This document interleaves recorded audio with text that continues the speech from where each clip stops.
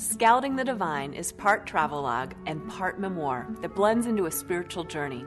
I began with an interest in sheep because of a woman I had met nearly 10 years ago. As I spent time with the shepherdess, Lynn, and her flock and studied the scriptures, I had my senses open to just how much the Bible depends on agricultural themes, things in my modern suburban world that I don't really have any direct connection to. The wheat and my time with the farmer was a natural progression. There are so many references to harvest and planting throughout the Bible. The topic I picked that seems to surprise people the most is the wild honey.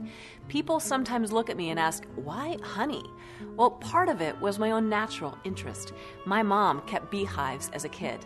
But the second was the scripture's subtle but steady references to honey, bees, and hives. I found it fascinating that while for years theologians assumed that honey references in the Bible were referring to sweetness of figs and other fruits, only in the last few years have archaeologists discovered apiaries or domestic beehives dating well before the time of Christ.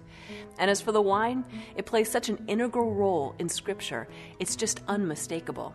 Unfortunately, because of the controversy over alcohol, some people don't take the time to really examine the depth and meaning of the Old and New Testament passages referring to wine and vines.